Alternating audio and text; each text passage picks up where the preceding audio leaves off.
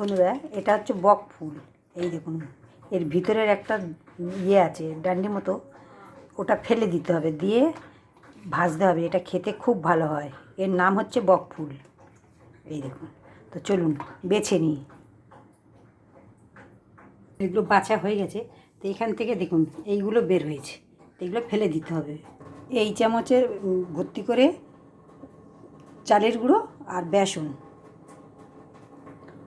হলুদ গুঁড়ো, স্বাদ মতো নুন, লঙ্কার গুঁড়ো, একটু ধনের গুঁড়ো, একটু কালো জিরে, একটু জোয়ান, একটু গোলমরিচ গুঁড়ো, সবগুলো ভালো করে হাত দিয়ে মেখে নিতে হবে।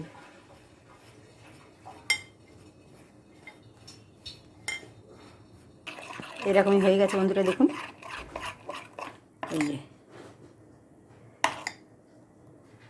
এরকমই হয়ে গেছে। এবার একটা একটা ফুল নিয়ে ওর মধ্যে ডোবাতে হবে।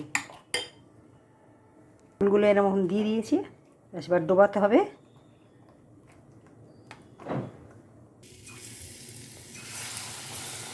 একটা একটা করে ছাড়তে হবে।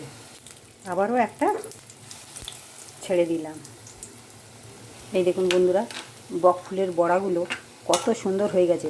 আপনারা চাইলে বেশি তেল দিয়েও ভাজতে পারেন, আমি একটু কম তেল দিয়েই ভাজি, তাতে ভালো লাগে খেতে, সেই জন্য। খেতে খুব ভালো হয় বক ফুলের বড়া। তুলে নিচ্ছি।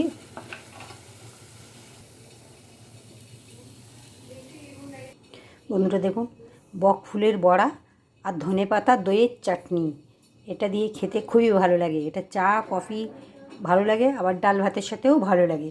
তো দেখুন, এখানে আমি এক বড় মগের 1 মগ চা বানিয়ে নিয়েছি। তো এই চার সাথে বড়া খাবো।